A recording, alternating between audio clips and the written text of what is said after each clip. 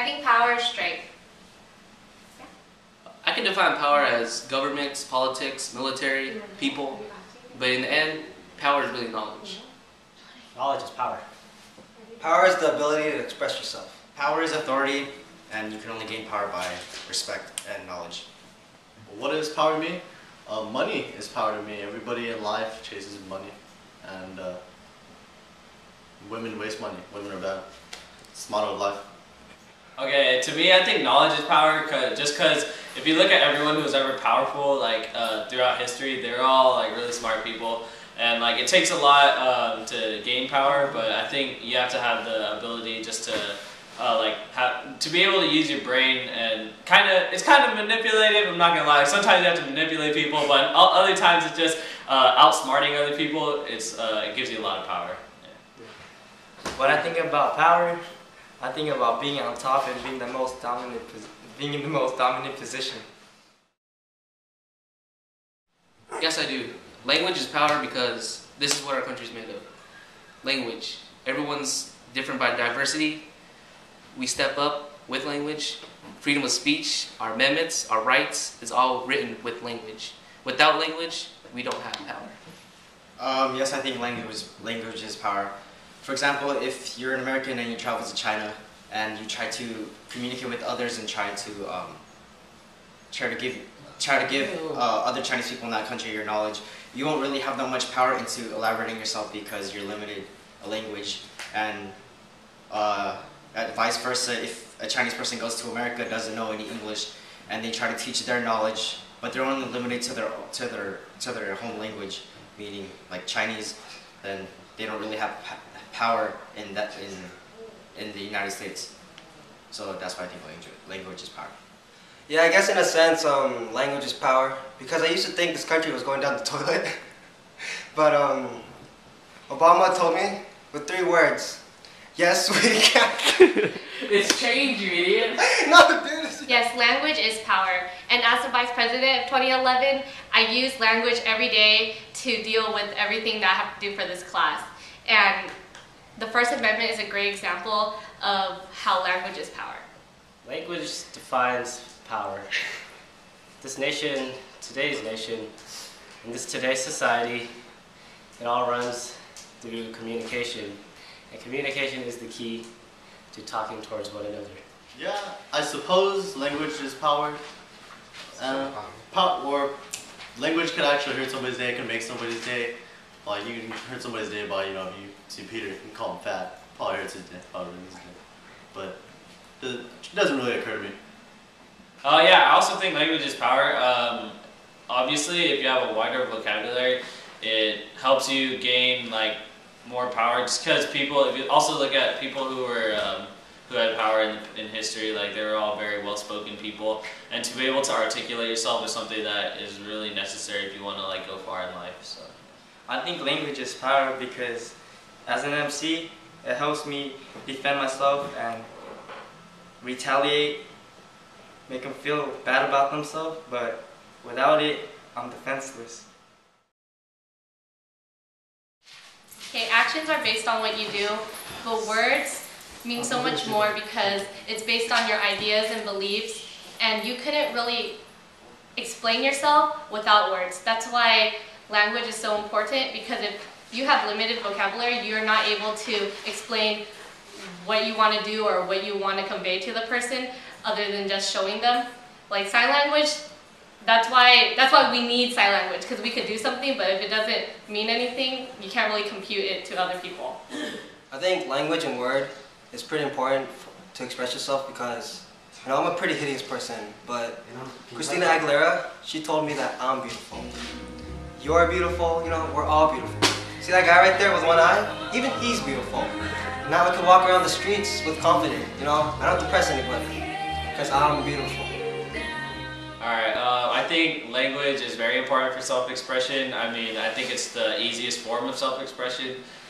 Not everyone can draw, not everyone can paint, not everyone can do certain things, but everyone basically from the time that they're born, they're taught how to speak. So if you want to express yourself, I think the best way to do it is just by speaking about what you feel.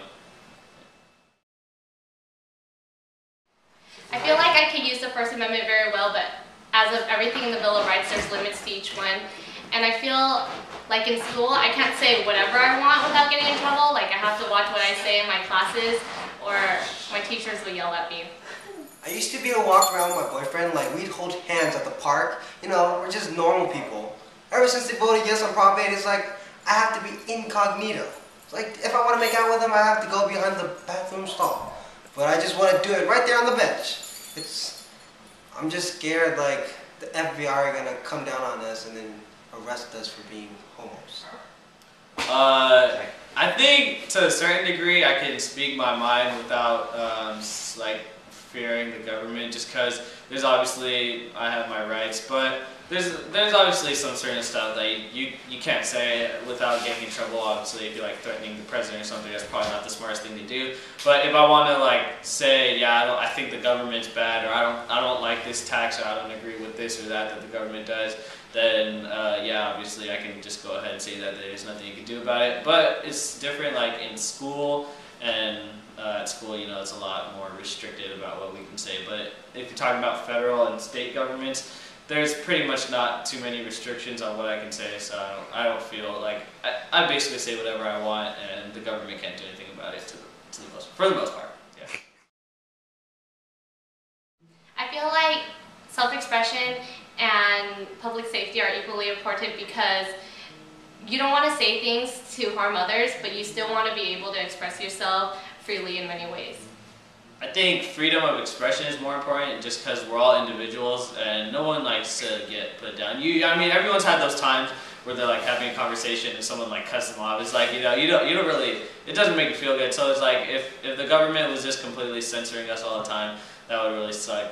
I mean, obviously we need our safety, but if the government will protect us, and I think that if we don't have our expression, then we're not truly being American, because to be American is to have one of the most basic rights is to have freedom of expression. So I think it's very important for us to have freedom of expression. Yeah. I think being who you are is a lot more important than the security of all. If a rapist wants to be a rapist, let him be a rapist.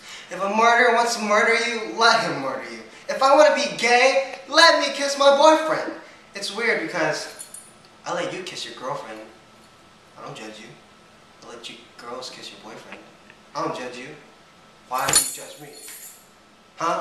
I'm not a human? Huh? I don't know what to say.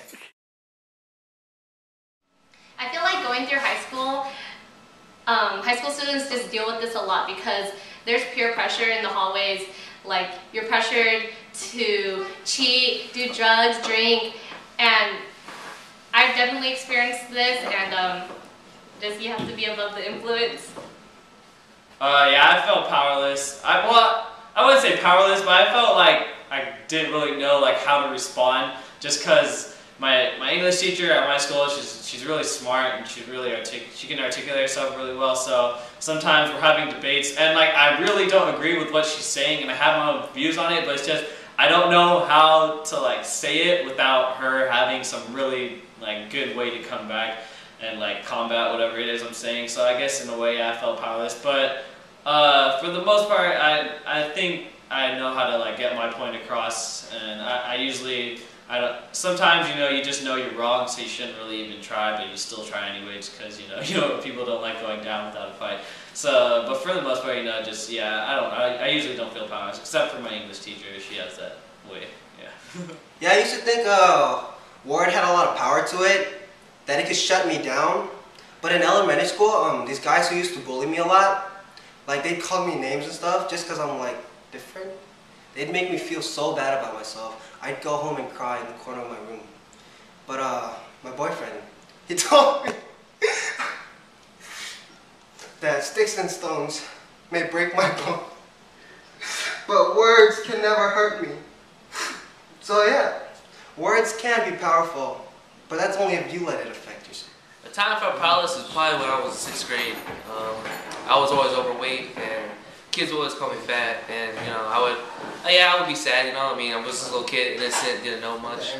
But as I grew up, I just got tired of it. I didn't really care. what I learned from that is how you react to what someone says is what really matters. If you react in a bad way, then you'll be bad. You feel sad and, you know, depressed your whole life. But if you take it another way, you know, bigger things, better things will come for you. And that's what I think about it.